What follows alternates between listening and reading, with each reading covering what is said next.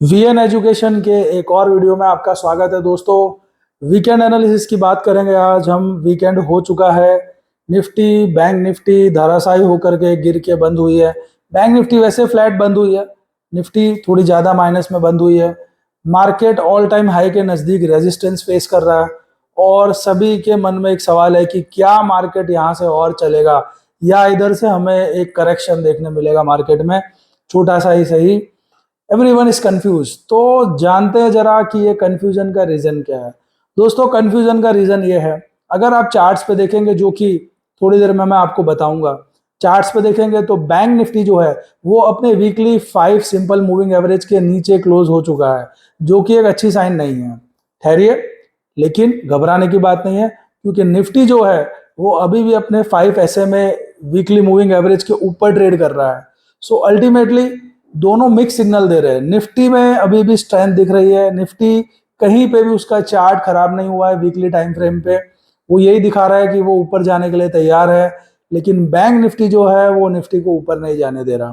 तो एक तो ये प्रॉब्लम है कि निफ्टी बोल रहा है मुझे ऊपर जाना है, बैंक निफ्टी बोल रहा है मुझे नीचे जाना है। अल्टीमेटली मार्केट में कंफ्यूजन है, ट्रेडर्स का पैसा बन नहीं रहा है और लोग परेशान हैं। अब इसमें क्या हो सकता है? अब इसमें एक नई प्रोबेबिलिटी निकल के आती है और वो है निफ्टी आईटी। आईटी सेक्टर जो है वो काफी टाइम से साइडवेज हो गया है, ना ऊपर जा पा रहा है ना अच्छे से गिर पा रहा है, साइडवेज हो गया है। और अगर बैंक निफ्टी नहीं चलती है तो निफ्टी को ऊपर ले जाने के लिए आईटी सेक्टर का चलना बहुत जरूरी है, क्योंकि बैंक निफ्टी के बाद आईटी सेक्टर ही ऐसा है जिसका निफ्टी 50 में बहुत वेटेज है। तो अगर आईटी सेक्टर यहाँ से एक रैली दिखाता है तो बैंक निफ्टी अगर सुस्त भी पड़ा रहे या धीरे धीरे भी चले तो भी निफ्टी जो है वो नए हाई पे हाई क्रिएट कर सकता है। तो ये बहुत जरूरी हो गया अब कि आईटी या बैंक निफ्टी, इन दोनों में से किसी एक का चलना बहुत जरूरी है। अगर ये दोनों नहीं चलते हैं तो फिर निफ्टी में भी आप देखोगे कि करेक्शन आना शुरू हो जाएगा। बात करते हैं Nifty FMCG Nifty auto sector की। दोस्तों, ऐसी बात नहीं है, ऑटो सेक्टर है, फार्मा है, देन एफएमसीजी है, ये सब अच्छा कर रहे हैं। और इनके चलने से क्या निफ्टी को फर्क पड़ेगा? फर्क पड़ेगा, लेकिन इनका वेटेज बैंक निफ्टी और आईटी के जितना नहीं है निफ्टी 50 में। इसलिए अल्टीमेटली बात घुमा फिरा के इतनी है कि बैंक निफ्टी और आईटी में से किसी एक सेक्टर को लीडरशिप लेनी पड़ेगी, तभी हम देखेंगे कि निफ्टी जो है वो नए हाई क्रिएट कर रहा है। या तो रिलायंस में जान आ जाए, रिलायंस इंडस्ट्री में कुछ ऐसा आ जाए, कोई इंपॉर्टेंट अनाउंसमेंट आ जाए मुकेश अंबानी जी से कि उसकी वजह से मार्केट के सेंटीमेंट इंप्रूव हो जाए, तो बात अलग है। तो ये सब चीजें हैं। तो आइए चलिए चार्ट्स पे देखते हैं जो मैं कह रहा हूँ वो, कि किस तरीके से काम कर सकते हैं, क्या कंफ्यूजन है मार्केट में, आइए देखते हैं। तो दोस्तों, आपके सामने निफ्टी का चार्ट है। ये निफ्टी का वीकली चार्ट है और वीकली एनालिसिस में अगर हम देखें ध्यान से तो निफ्टी जो है उसने इस वीक एक रेड कैंडल बनाई है, लेकिन ये red candle previous green candle के नीचे जाकर के क्लोज नहीं हो रही, ये अभी भी उसके ऊपर है, जो कि एक रिलीफ की बात है सभी बुल्स के लिए। दूसरा, जैसा कि आप स्क्रीन पे देख रहे हैं कि येलो लाइन जा रही है, ये इस येलो लाइन के नीचे भी अभी तक ये रेड कैंडल नहीं गई है। तो दो बातें हो गई कि एक तो प्रीवियस ग्रीन कैंडल के नीचे अभी तक रेड कैंडल गई नहीं है, दूसरा अभी भी 5 ऐसे में, ये जो येलो लाइन है ये 5 ऐसे में है, 5 ऐसे में अभी भी बरकरार है। तो जब तक ये दोनों बातें सही चल रही है तब तक हमें मंदी के बारे में सोचना भी नहीं चाहिए। तो अभी तक निफ्टी में एज सच कोई प्रॉब्लम नहीं है, निफ्टी अभी भी अपने जो ऊपर की यात्रा है वो कंटिन्यू कर रही है, ऐसा कोई ब्रेकडाउन अभी तक चार्ट पे नहीं आया है। लेकिन अब हम देखेंगे बैंक निफ्टी, क्योंकि उसमें हमें कुछ प्रॉब्लम्स नजर आ रही है। तो अब आपके सामने ये बैंक निफ्टी का चार्ट है और बैंक निफ्टी की अगर हम बात करें तो पिछली जो 4 कैंडल्स थी, चारों कैंडल रेड बनी है और ये एक अच्छी साइन नहीं है। दूसरा, प्रीवियस जो ये 2 ग्रीन कैंडल्स बनी थी, अब ये जो लास्ट कैंडल बनी है ये इनके लगभग नीचे जाके क्लोज हो गई है। और एक बात, ये जो येलो लाइन आप देख रहे हो, बैंक निफ्टी ने इस येलो लाइन के नीचे जाके क्लोजिंग दे दी है, जो कि हमारा 5 SMA की वीकली लाइन है।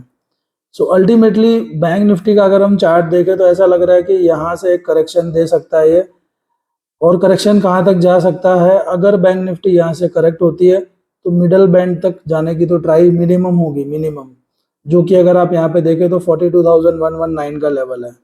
और अगर ये करेक्शन गहरा गया लोअर बैंड तक गया तो फिर आई डाउट बैंक निफ्टी वापस 40,000 के नीचे के भी दर्शन दे सकती है। लेकिन इतना ज़्यादा मायूस होने की ज़रूरत नहीं है, क्योंकि हमने अभी निफ्टी में देखा कि निफ्टी में कहीं पे भी कोई मंदी नहीं है, पर बैंक निफ्टी के चार्ट थोड़े से बिगड़े हैं। तो बेसिकली ये दोनों चीज़ें कन्फ्यूजन क्रिएट कर रही है। तो अब होगा क्या, देखना यह है कि निफ्टी बैंक निफ्टी को ऊपर खींच लेती है या बैंक निफ्टी निफ्टी को नीचे खींचती है।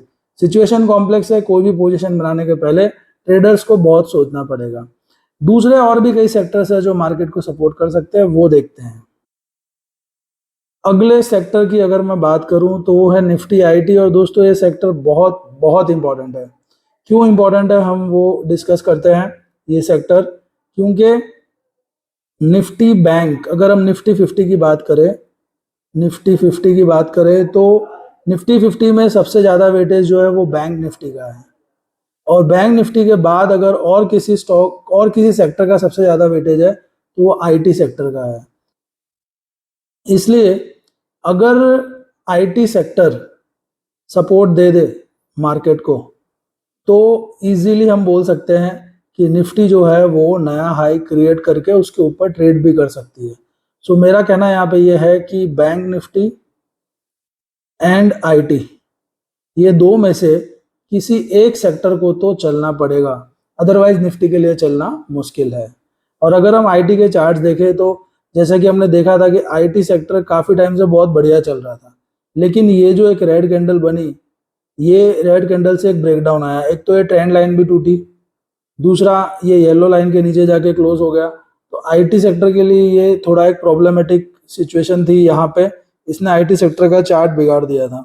लेकिन अब धीरे धीरे आईटी सेक्टर जो है वो कोशिश कर रहा है कि 5 SMA के ऊपर जाकर क्लोज हो, मिडल बैंड से ऊपर चला जाए, उसकी ट्राई कर रहा है। बट कहीं ना कहीं आईटी सेक्टर के लिए ये जो पॉइंट है ये एक रेजिस्टेंस का काम करेगा, ये जो एरिया है रेजिस्टेंस का काम करेगा।